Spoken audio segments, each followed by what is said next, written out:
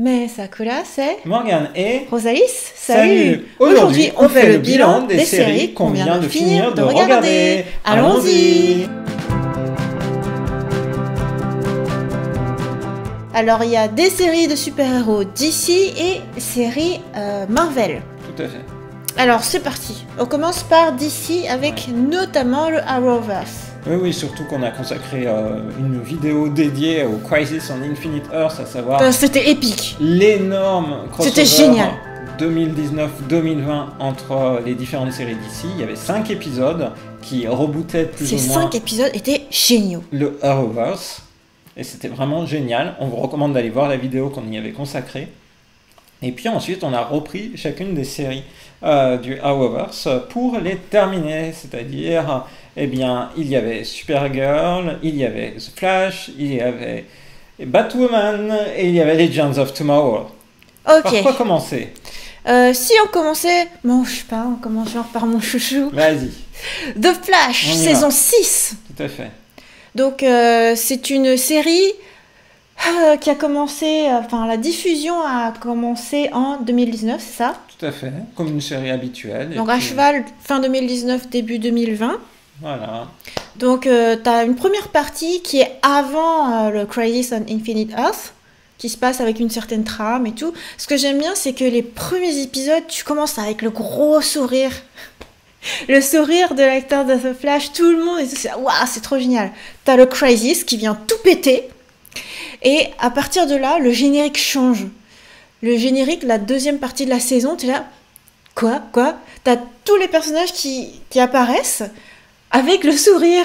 Ah, bah on recommence avec, tu vois, genre de super base. On est tous heureux, on a résolu tous les problèmes de l'univers, trop bien quoi. Et puis après, il y a la trame de cette deuxième partie de saison 6 qui se retrouve, paf, coupée dans sa diffusion. Et oui, parce qu'il n'avait pas terminé le tournage au moment où la crise Covid est apparue, et donc, eh bien, il n'était pas possible de terminer la série au moment de sa diffusion classique, donc vers le mois de mai. Du coup, parler de la saison 6 de The Flash, c'est parler un peu de 3 périodes, quoi. C'est à la première partie, la partie Crisis et la deuxième partie inachevée. Tout à Enfin, fait. la troisième partie inachevée. Ouais. Donc du coup, c'est un peu difficile d'en parler comme ça. Mais en tout cas, moi, ce que j'aime toujours, c'est retrouver ces personnages-là qui sont vraiment super agréables, lumineux. Quel que soit ce qui va se passer, quelle que soit la fatalité, essayer d'avancer, de transmettre des bonnes valeurs à d'autres personnes qui pourront reprendre le flambeau. Il faut continuer de vivre malgré tout. Voilà, ça c'est le propos de la première partie. Le Crisis, c'est juste génial, c'est juste épique, c'est tout le monde a son rôle, y compris Iris, où tu vois, tu te dis dans une histoire de super-héros, quelque part, t'as juste le super-héros qui a des pouvoirs et c'est tout quoi. Non, dans The Flash, sa team avec ses amis, son conjoint, etc., sont partie prenante de l'histoire et ont de l'importance, à tel point que dans l'histoire de l'univers, ils ont aussi de l'importance. Et puis bah, la dernière partie, je peux te laisser en parler.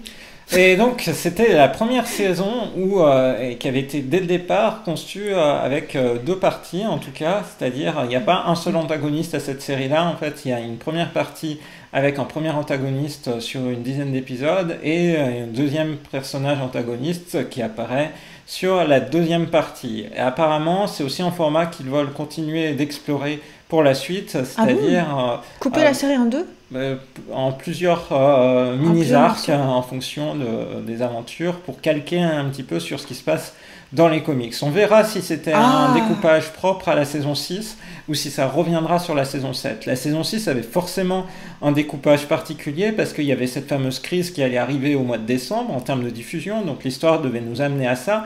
On savait que Barry Allen devait mourir, en tout cas c'était ce qui avait été prédit depuis 1 an dans l'histoire, donc là on n'en dit rien. De très surprenant, et il fallait en fait que tout le monde se prépare à ce que Barry Allen meure. Donc la première partie de la série, elle est marquée par cet élément-là, et effectivement, comme tu le dis, tout le monde a le sourire après la crise, parce que Barry Allen n'est pas mort, en tout cas pas ce Barry Allen-là, et donc on part vers d'autres d'autres aventures, mais en fait, très vite, il se passe des problèmes pour Iris. Et eh bien, il y a on va dire, des jeux de miroir, des personnes qui ne sont peut-être pas celles qu'on pensait être, bien trouvé. qui se révèlent. Et donc, on est face à une problématique où Barry et Iris vont se retrouver eh bien, séparés. Donc, c'est assez frustrant parce qu'effectivement, la saison ne se termine pas, là, clairement pas. C'est-à-dire, là, vraiment, pour The Flash, il n'y avait pas moyen. Encore dans Supergirl, ça ne se termine pas vraiment. On va en parler. On va en parler, mais c'est encore acceptable. Là, c'est clairement pas... c'est rendez-vous à la prochaine... Ouais, là, on sent la pandémie, quoi. Ouais. La pandémie qui a un effet direct sur la production culturelle. C'est vraiment dommage parce que... franchement, c'est une saison qui s'annonçait bien, quoi. C'est une saison où tu retrouvais le sourire.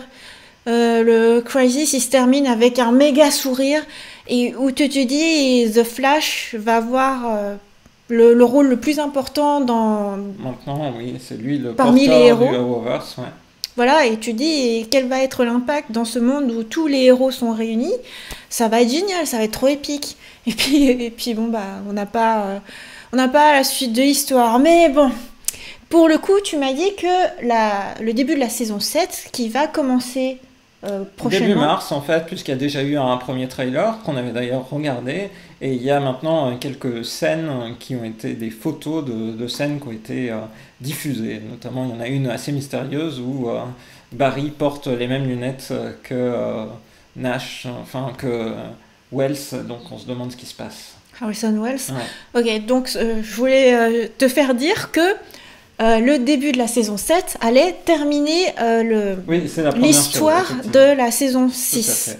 Donc certes, c'était inachevé, mais ça va s'achever avec les nouveaux épisodes qui vont arriver.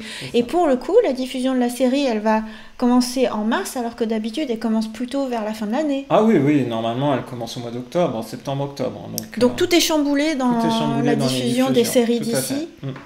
Donc voilà, donc The Flash commence une semaine après Superman and Lois.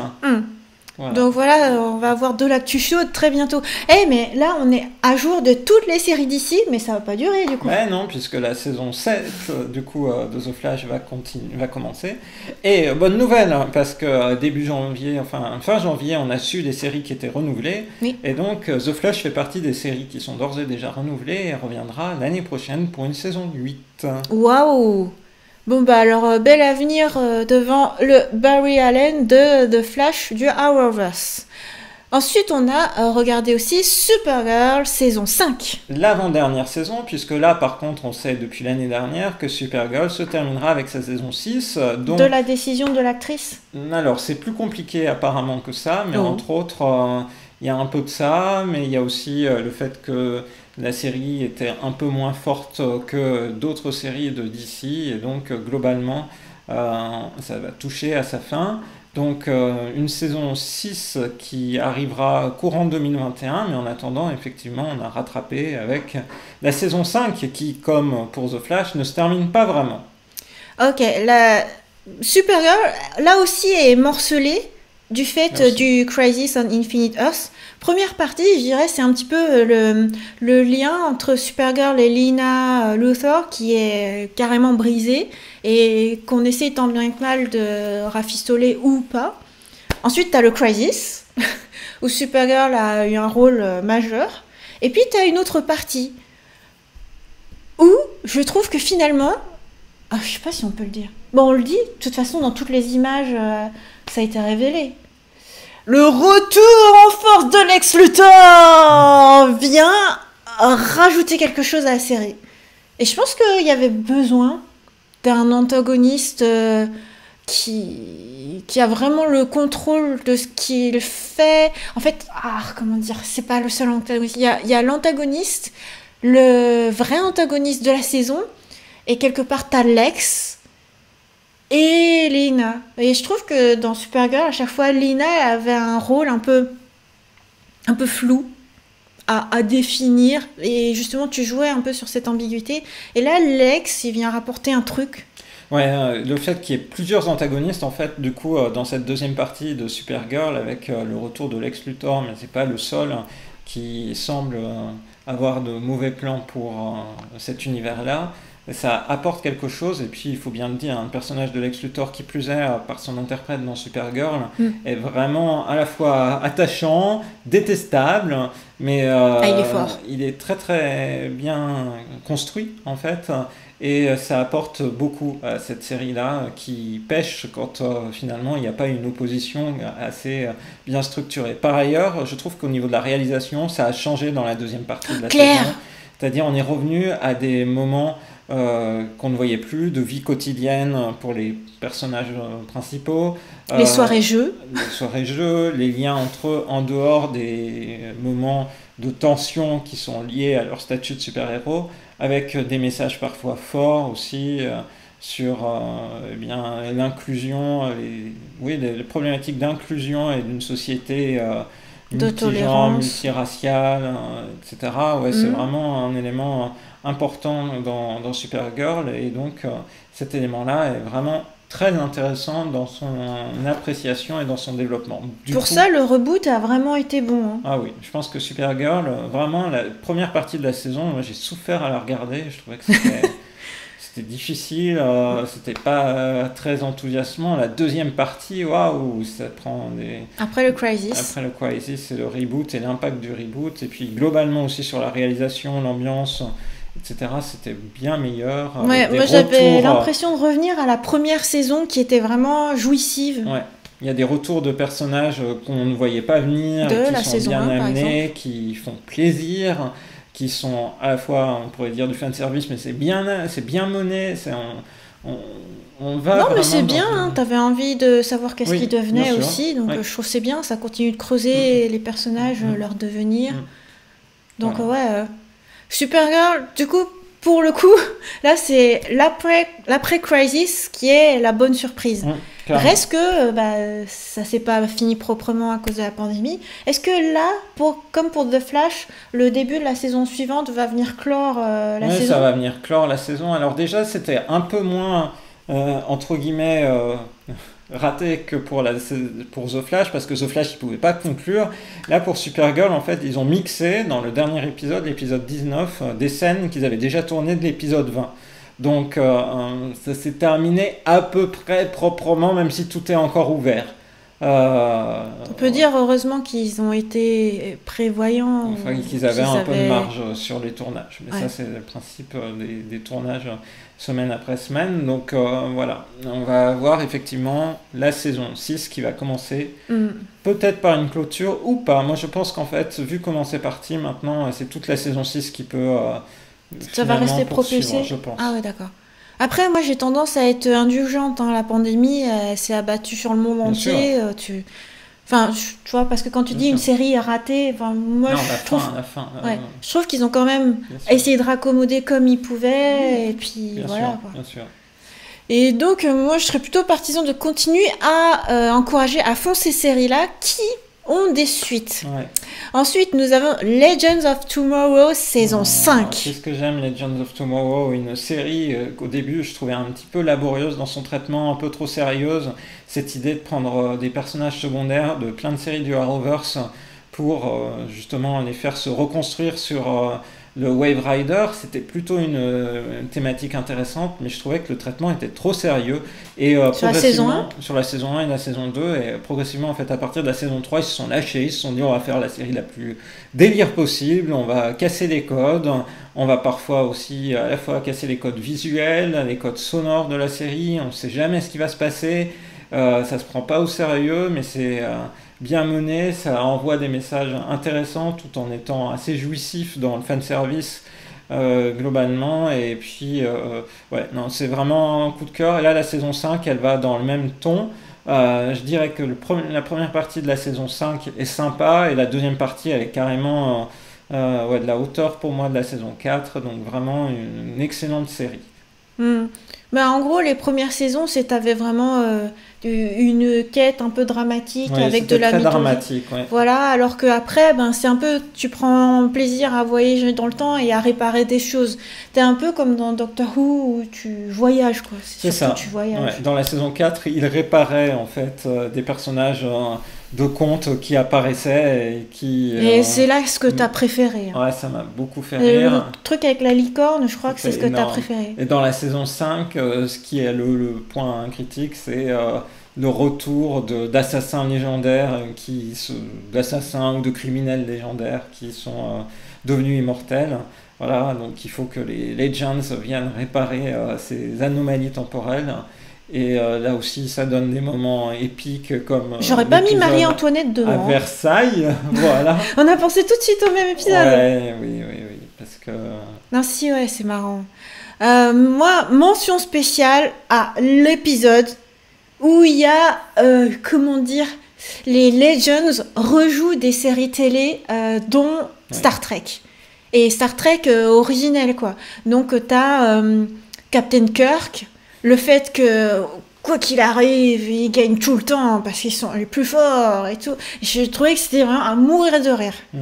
C'est vraiment, c'est la série drôle. C'est ça, il rejoue Je ça, trouve. il rejoue Friends aussi, C'est Downton drôle. Abbey, donc plein de clins d'œil vraiment super bien menés. Ils jouent avec les personnages, ils prennent plaisir à jouer avec les personnages. Je pense que les acteurs aussi prennent plaisir Bah à ouais, mais du coup c'est interpréter. triste quand il y a des acteurs qui partent, Ouais, mais ça fait que partie. tu t'es attaché à eux. Ouais, ça fait partie du principe de Legend of Tomorrow d'avoir ces personnages, parce que c'est les personnages qui arrivent et qui repartent au bout d'un moment. Et là, en l'occurrence, effectivement, il y a du coup Atom et Nora Drake qui sortent, les personnages dans leur relation Ray Palmer et puis Nora qui sortent de la saison 5 parce qu'ils étaient arrivés à un point où, on va dire, les scénaristes estimaient qu'ils n'avaient plus vraiment à les faire évoluer. Et finalement, Ils ont fait c'était le un tour. peu contre les envies des acteurs qui s'étaient exprimés dans des messages assez touchants, en fait, pour dire qu'ils se retrouvaient à quitter bien contre leur gré, en fait, la série, parce que, voilà, les scénaristes estimaient qu'il fallait les faire sortir. À noter Mais que... pour l'acteur de Ray Palmer, il a une belle fin quand même. Enfin, je trouve les épisodes où il part, en fait, Ouais. ça s'est clos d'une jolie manière, d'une part, mais en plus, dans le Crisis on Infinite Earths, dans le crossover, vu qu'il a à la fois le rôle de Ray Palmer et de Superman, vu qu'il était Superman dans une dizaine un d'années film. avant, ouais. voilà, je trouve que ça lui fait une jolie sortie. C'est vrai, C'est chouette. tout à fait. J'espère qu'on le reverra quand même, en tant que Superman par exemple. Ouais. Et les deux, en fait, on espère quand même les revoir, parce qu'en plus, c'est un couple dans la série, et c'était en fait un couple dans la vraie vie, donc c'était chouette. Ouais, ils sont mignons. Donc voilà, c'est Legends, c'est coup de cœur, saison 5, génial. Donc avec une saison 6 qui arrivera en 2021, et là aussi c'est une série qui a été renouvelée pour une saison 7, du coup en 2022. C'est cool. C'est cool. Donc pour bien regarder le Crisis qui était sur 5 séries, il y avait Batwoman. Donc nous avons regardé Batwoman. Et Morgane au début voulait pas. Parce qu'il pensait que ça allait être trop noir pour moi et que c'était pas trop mon style de série. Moi j'ai dit j'aimerais quand même voir parce que vu que c'est un rôle dans le multiverse, voilà, il y a juste une saison, regardons-la. Franchement, j'y suis allée sans a priori, j'ai essayé de pousser Morgane à ce qu'on continue le plus possible. Et en fait, on est allé au-delà du Crisis. Où j'espérais qu'il y ait quelque chose qui se passe et que voilà, qu'il y ait autre chose, qu'on parle d'autres, enfin que ça bouleverse tout quoi. Pour les autres séries, ça a vraiment bouleversé les choses. Et pour Batwoman, bah non. Et donc bah au bout d'un moment, on s'est dit bon, bah tant pis. Franchement, c'est la série. On vient de tourner une vidéo pour parler de Stargirl. Où là, franchement, on parle de l'innovation en termes de rythme des épisodes dans la série. Batwoman, c'est vraiment wow, c'est long et chaque épisode, t'as l'impression c'est disjoint. T'as un scénariste qui rend un personnage, mais le scénariste suivant décide qu'il veut faire autre chose. Donc bon, je pars dans un autre délire. Bon, bah, à toi au suivant. Ah, bah non, bah, moi, j'ai envie de faire un autre ton, là. Bon, bah. Ouais, il y a une grosse diversité dans les traitements et effectivement, moi ce qui m'a le plus gêné, c'était cet élément-là sur les personnages qui se retrouvent finalement à avoir des contre-pieds dans les relations qu'ils ont les uns avec les autres d'un épisode à l'autre. Mm. Et c'est vraiment dommage. Il y a un ou deux épisodes qui sont réussis. Le principe, l'univers visuel de cette Batwoman était plutôt réussi. Mais en fait, je trouve que c'est gâché par le scénario et ces éléments-là d'interaction entre les personnages et ça donne pas vraiment envie d'aller au-delà, effectivement. En plus, c'est un peu bizarre parce que dans le crossover, t'as une grosse importance donnée à Batwoman. Quand tu regardes, ne serait-ce que le visuel d'affiche, Batwoman est au milieu et on voit qu'elle, quoi, limite. D'autre part, ils mettent une importance à connecter Supergirl et Batwoman. Cette actrice de Batwoman, voilà, elles deviennent amies et il y a un échange de kryptonite. Bon, voilà, c'est vraiment confiance. Et puis après, Morgane me dit, l'actrice s'en va. Ah ouais, Ruby Rose, elle a décidé de quitter la série Batwoman, alors que la série, d'une part, le tournage n'était pas entièrement fini, puisque Covid oblige, là aussi c'est une série qui ne se termine pas comme elle aurait dû se terminer. Ah bon, pourtant il y a eu carrément, je sais pas, 20 épisodes, là c'était long. 19. 19. Ah. Et du coup, on se retrouve dans la même situation avec une intrigue non terminée proprement, et donc l'actrice principale qui ne re-signe pas, même pour un seul épisode. Donc, ça c'est moche, hein. C'est assez moche, effectivement, dans le principe. On sait pas exactement. On sait que l'actrice dit que c'était difficile, qu'elle a profité justement du confinement pour réfléchir à ce qu'elle voulait faire. Elle s'était blessée dans les tournages justement de Batwoman, donc elle n'a pas voulu reconduire, ça peut s'entendre. Mais là, du coup, ça met effectivement, en tant que spectateur, on va dire, un coup d'arrêt pour la continuité. Et puis ce lien-là entre Supergirl et Batwoman, il est important parce qu'il y a aussi tout un lien dans les comics entre Batman et Superman. D'ailleurs, il y a eu un film de DC sur Batman versus Superman, ce qui montre bien combien entre les super et puis justement les gens de Gotham, il y a un lien très particulier, tendu, parce que parfois pas la même vision de ce qu'est l'héroïsme ou de ce qui est bon pour la planète. Et bien, c'est quelque chose qu'ils ne pourront pas effectivement véritablement utiliser. Ça, c'est dommage, On sait que Supergirl se terminera en 2021, là où Batwoman accueille une nouvelle actrice, puisque là la deuxième saison a commencé aux États-Unis avec une nouvelle actrice qui réendosse le costume de Batwoman, non pas dans le personnage de Kate Kane, mais dans un tout autre personnage. Donc, ouais, ça fait bizarre. Créé pour la série, donc vraiment une création originale qui va arriver ici dans un jeu, on va dire, de tension entre les différents.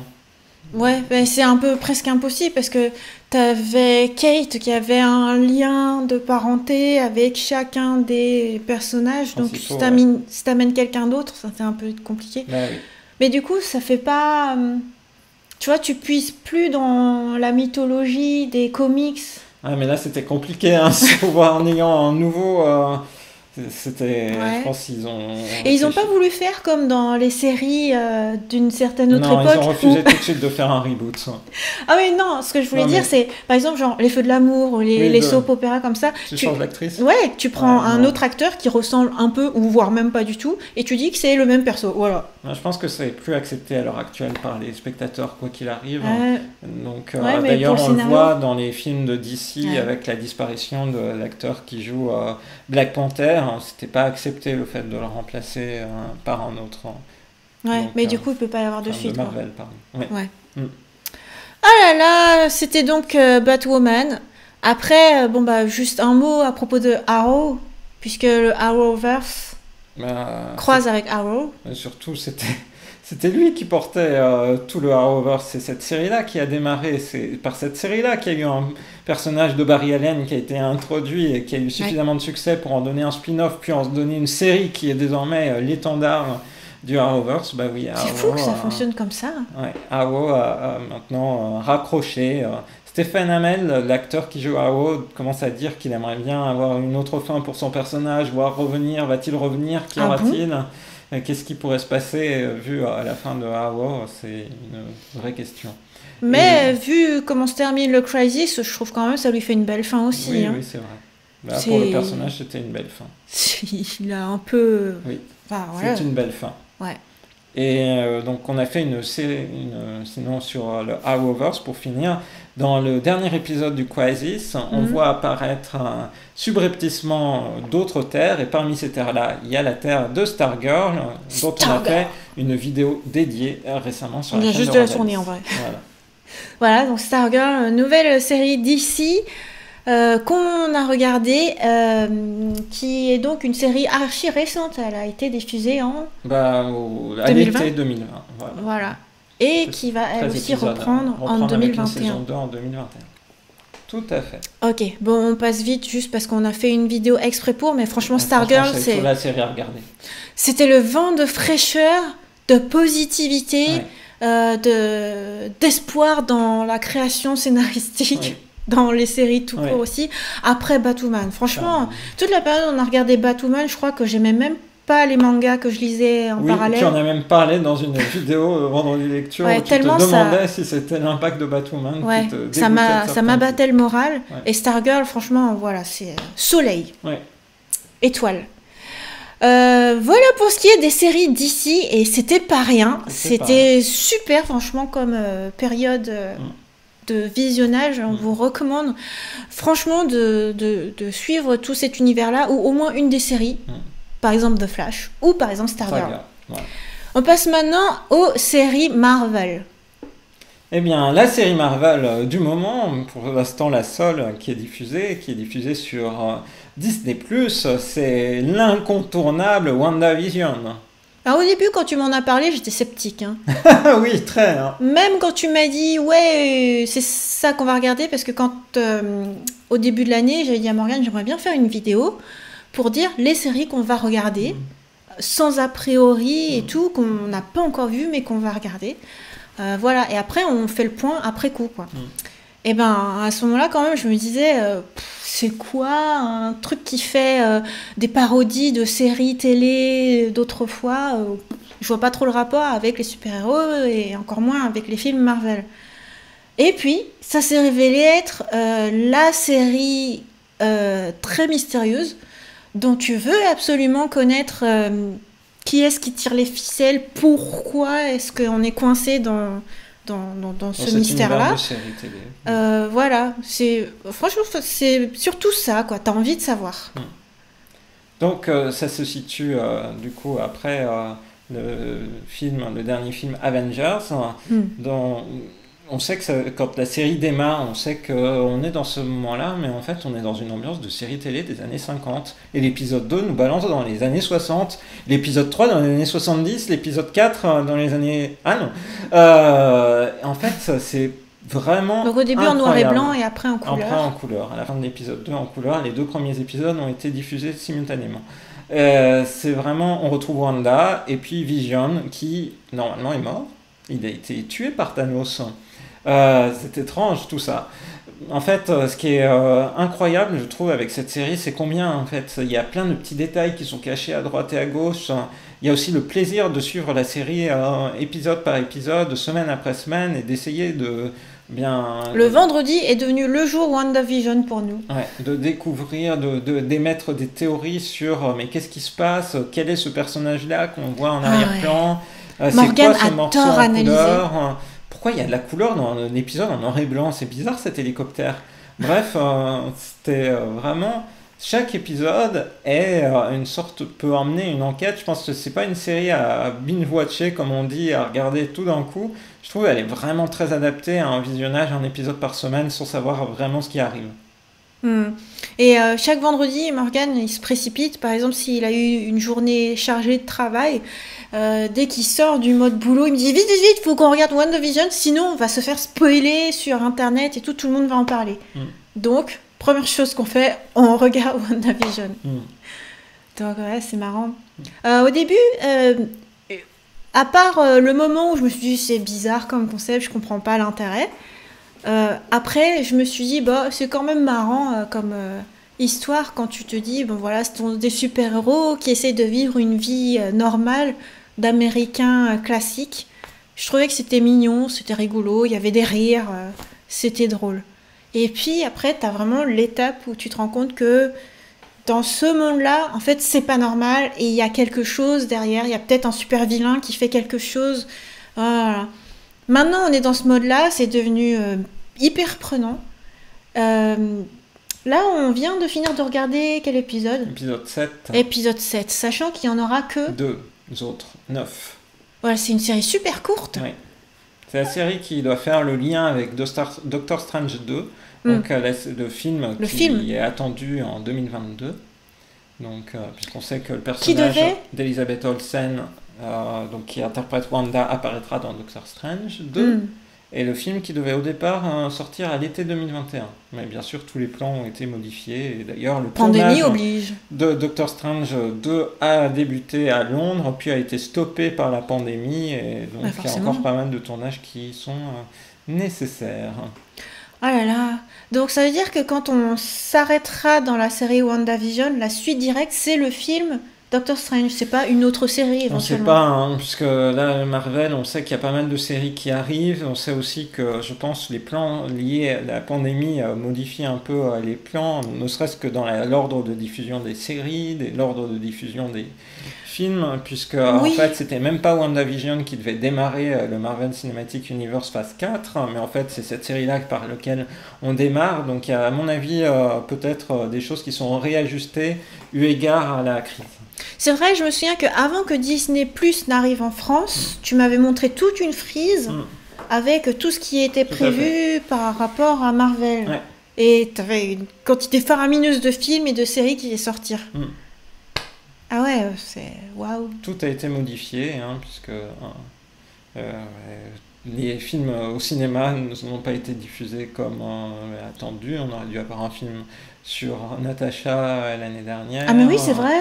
Qui maintenant est attendu courant 2021. Enfin bref, il y a pas mal de choses comme ça qui, à mon avis, modifient les choses. Je pense qu'il y a des scènes qui sont renvoyées peut-être dans les films ou à contrario dans les séries. Donc je pense que il y a plein d'éléments autour de ça, mais on voit maintenant qu'il va y avoir une interconnexion film-série, c'est quand même ça qui est assez notable, c'est-à-dire avec des personnages qui seront introduits dans les séries qu'on retrouvera dans les films et réciproquement.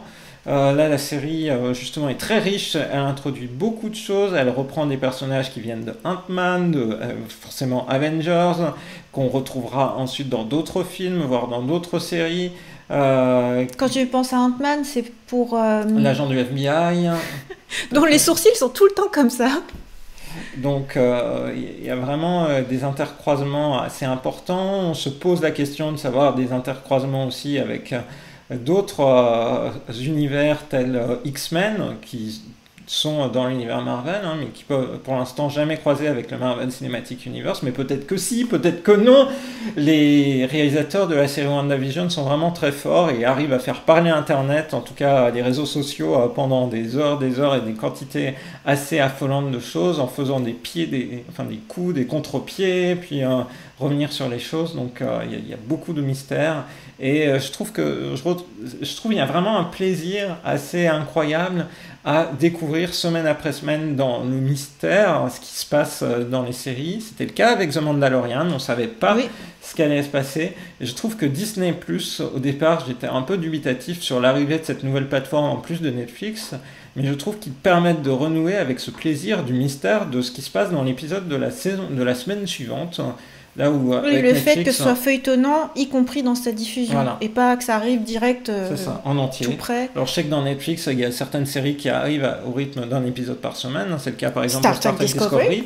Et ça, c'était vraiment super aussi de découvrir ça épisode par épisode. On ne sait pas ce qui va se passer. T'as moins la sensation de devoir attendre 1 an avant qu'il y ait la suite. Quoi. Ouais. Tu vis un petit peu une période de diffusion. Tu vis avec les personnages, ils vivent avec toi. Et je trouve que c'est quelque chose de ultra plaisant.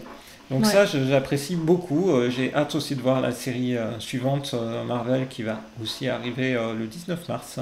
Ah, ça vient vite. Oui, puisque le but sera toujours d'apporter du nouveau contenu, et puis on imagine bien peu de temps après Wanda, en fait. Waouh.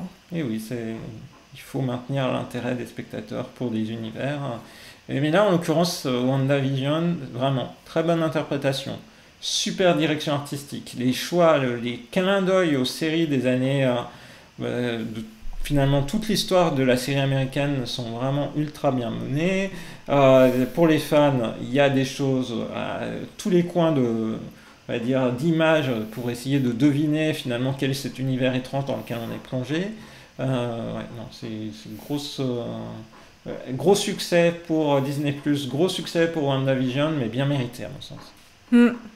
Et pour le coup, on va garder notre abonnement Disney+. Ouais. Du coup, WandaVision, c'est la seule série dont on parle dans cette vidéo qu'on n'a pas terminée puisque c'est pas encore terminé. Tout à fait. Voilà. Du coup, je pense que après, on pourra entamer d'autres vidéos sur les séries. Ce sera sur les suites. Il y aura les suites. Commencer à arriver. On va parler un peu, je pense, la prochaine fois de Superman et Lois. J'attends beaucoup de cette nouvelle série du Arrowverse. Superman qui était apparu dans Supergirl initialement. Oui. Donc c'est beau de voir finalement cet élément-là. Ouais. Et puis il y aura effectivement le retour de ce Flash. Je pense que ça va te faire plaisir. Du coup, ce mois de mars va être vraiment... foisonnant de nouvelles séries, avec la nouvelle série Marvel qui arrivera également, et puis sans doute d'autres choses qu'on devrait avoir l'occasion de découvrir progressivement. Voilà, en tout cas en termes de séries américaines, on est à fond là. C'est ça. Voilà le mot de la fin. On espère que cette vidéo où on a égrené nos derniers visionnages, il y avait beaucoup de coups de cœur, beaucoup de séries qui sont recommandées, vous a plu. On vous donne rendez-vous à très bientôt dans une prochaine vidéo sur la chaîne de Rosalis. Bye bye. Ah oui. Quoi ? J'ai oublié de dire. Alors, en fait, il y a un truc dans Legends of Tomorrow qui est assez énorme. Il y a un personnage qui est introduit dans le dernier épisode de la saison 4, mais très subrepticement, Behrad. Du coup, le frère de Zari qui apparaît d'un coup. Et il est grave fan de pop culture dans la saison 5 et il porte des t-shirts qui sont souvent en fait des t-shirts Uniqlo. Et voilà comment on a trouvé Gundam qui apparaissait en fait dans la saison 5 de Legend of Tomorrow. Exactement ce t-shirt-là. Ce t-shirt-là, c'est pour ça que j'ai choisi ce t-shirt-là pour cette vidéo. Donc tu crois que c'est l'acteur qui a choisi lui-même le t-shirt qu'il portait ? Non, je pense que c'est le personnage là, c'est bien ce que je disais. Donc non, je pense que c'est pour construire le personnage, il faut un petit peu le mettre dans des univers jeux vidéo, le coup, c'est marrant. Culture pop et tout. Oui, mais ils ont pris de la culture pop japonaise. Oui, c'est vrai. Ils auraient pu prendre, je sais pas, Transformers, un truc américain. Ouais, mais on sent que derrière, il y a des fans de culture pop japonaise, parce que dans la saison 4, on se rappelle, il y avait un épisode dédié au kaiju, aux monstres géants japonais, et justement... De type Godzilla et tout. Justement, ouais, au fait de tourner ce type de film dans les années 50-60, puisqu'il y a vraiment un épisode qui...